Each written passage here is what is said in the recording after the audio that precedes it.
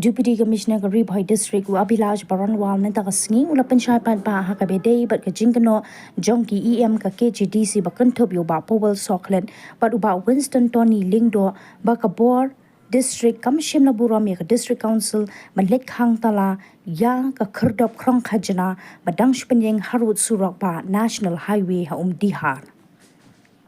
Habakran kilat pathai khubor u Abilaj Baranwal uloong ba wat ha ka walk order jong ka KHADC bala ai sha uba pendap lang dengdo ha ka point ka ba riew ka krenshai ba omla satya ban pynieng khyrdop krong khajana ha ki surok National Highway State Highway bat ki surok PWD ringkan ka hukum jong ka sorkar jilla hadien ka jingekren bat ka KHADC naduh snam araja arpway ba omla satya ban pynieng khyrdop ha ki surok ba nakataka daw lakhang no ïakatei ka khyrdop kabalong persyaru ya ka walk order bala penmi hi da ka KHADC ïakatei ka khyrdop bala pynieng da ka KHADC hapo ka jingalam ka party VPP lakhang no da ka bor district ha ka kan riew terik mentau banai bat ka ni ka deiru ka sien ba ar na mar house nam ar jar pulai ka bor district la dap ban khang khyrdop ya ka khyrdop bala pynieng hakatei ka ju ka jaka.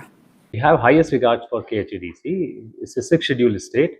So there is nothing like disrespecting KHADC. However, I mean, going by the work order that KHADC has given to that agent itself, you'll see point number 6, it is clearly mentioned that it cannot be set up on the highway. So even in their own work order, it is mentioned that it cannot be on the highway. And it is also an instruction which we have received from Government of Meghalaya way back in 2021.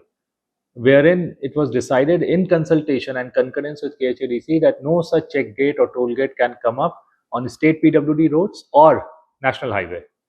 So there is a standing instruction from Government of Meghalaya. Their own order is also saying that it cannot be set up on the national highway.